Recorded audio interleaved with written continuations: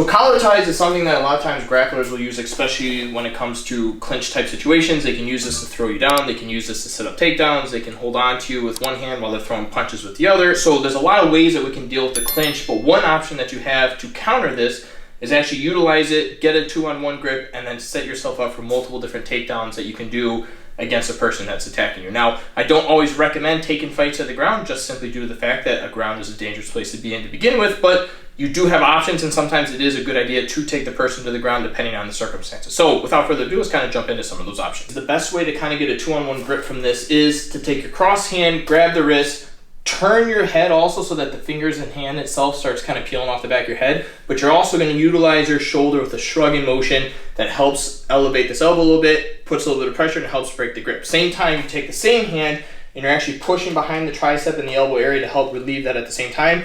Even if he's got a nice tight grip, you can still do this pretty slowly, but the full motion itself is a pretty quick snap off. Now, once you get to that position, tie it up right away. Have one hand hook around the bicep. This hand can grab around the wrist. You can keep this as both palms up, or you can switch and have this hand going palm down as well. That's kind of just your personal preference, but it also may differ depending on what you're trying to set up. Now, this is the 2-on-1 grip that I prefer coming off of the clinch. And then again, from here, we have multiple different options for a takedown. So your first option that you have from here is just a simple single leg takedown.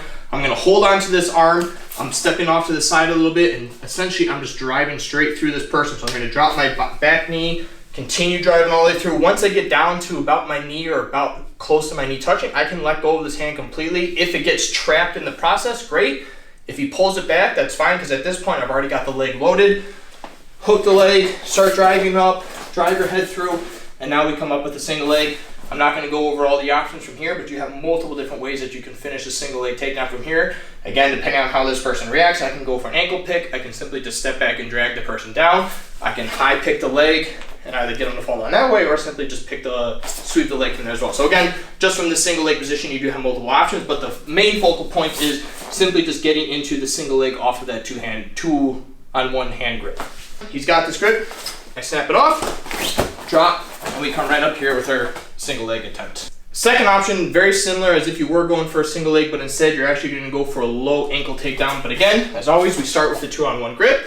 Drop like you're going for a single leg, but instead of going for the single leg, my same side hand is going to grab the ankle. I'm reaching across and in front and grabbing the cross-side ankle as well, utilizing my shoulder and head pressure behind the thigh, and I'm again driving straight through this person as I pull both of the ankles towards me and continue just driving down. I can pretty much lock onto the one leg, start working myself up the body, get the side control, get the back control, get to mount, endless options from there. Another option from this position, and sometimes you don't want to go for a takedown at this point, but because I have this 2-on-1 grip, especially if this person starts to resist from this position very quickly, I can essentially snap down with this person or snap and pull through a little bit. And as I snap and pull them through, I'm merely walking behind them. I'm not going to stay in place. It's going to be, as I pull him, I'm also moving at the same time, but I'm looking to pretty much just get to his back from this position. Again, if in the process of doing this, the arm gets trapped, even better. If somehow I lose the arm or he pulls the arm back, as long as I get this back take, that's fine. And then again from here, endless options of ways that you can take them down. Simply just sweep the leg from here. I can kick out the back of the knee. I can sit through. You can pick and dump, but either way, I've gotten to the back of the person, which again, from a self-defense perspective, is a great position for me to be in. Snap through and just get to a back take position. From here, again, you can easily take them down, or even if you wanted to, start working cross-body grips, 2-on-1 grips, work up to seatbelt grip, work up to chokes. Again, multiple options from there. Another similar takedown where we are snapping the person from this position. Instead of taking the back, however, I'm going to stay, instead of turning to the side when I get to this position, I'm going to stay kind of facing them a little bit. I'm going to step back and snap them down, and as I snap them down, I'm now going to reach up, go for like a guillotine grip, but we're still focused on the seatbelt aspect. Once I get this locked, drop all the way down to a sprawl position. From here, you have the options if I want to, where I can go ahead and take the back, post on the head, work towards the back, take side control, take the back, work stuff from there. Or if you want to get fancy, I can simply just stay in this position. You can work your Darce chokes from here. If I want to, turn a little bit. If I want to, I can simply spin underneath like we're doing a gator roll, come out on the other side, we work our Darce chokes, and all sorts of different options from there. Snap them down, grab the head, bring them all the way down to this position. and then again, work whichever angle direction you want to go, obviously depending on how this person reacts. Now you do have some options for takedowns depending on what this person is wearing. Now for this specific grip, I need to make sure that this person has a sleeve. If there's nothing for me to grab and I go for this inner grip position here, he can easily just pull his arm out and it's not going to work. But because he's, in this case, he's wearing a hoodie or a jacket, whatever the case is, I can get a hold of the sleeve, and as I'm doing this motion, I'm maintaining control here, so even if he does pull that hand free, I still have the grip itself. So as I hook and come through in the middle, I'm simply going to drop the back leg, shoot my hand to the middle, and we're going to kind of do a variation of a fireman's carry. So come all the way through, start bringing my head to the outside. As I sit, hook the leg, toss the person over, and again, from this position, you already land in side control. I can finish position in side control. You can work sorts of headlock positions. Again, I can kind of work myself to mount whatever I want to be, but either way, I'm in a dominant position, and he's on his back.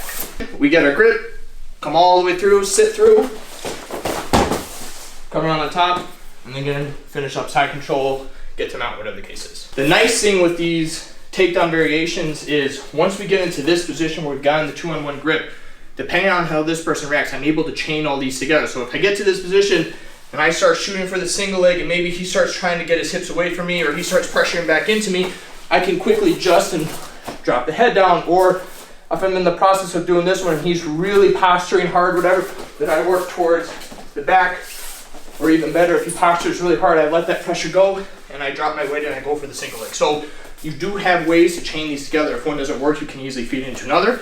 And then again, within each takedown, like we said, such as the single leg here, if I get to this position, you have at least 4 or 5 different options off the top of my head that you can quickly go to. So even if I get here, he doesn't necessarily know which direction I'm taking him, which again works in my favor. So just because this person has a collar tie on you doesn't mean that I necessarily have to go to town throwing strikes. I can easily counter it and again, take the person down to the ground and simply just control him from there until help arrives or whatever it is the situation that you're going to need to do. But you do have options, so play around with those options, pressure test them a little bit, have this person actually give you a little bit of resistance, build that resistance up over time, and then again, see how well you can actually chain these different movements together. So give it a shot, let us know what you think. We'll see you next time.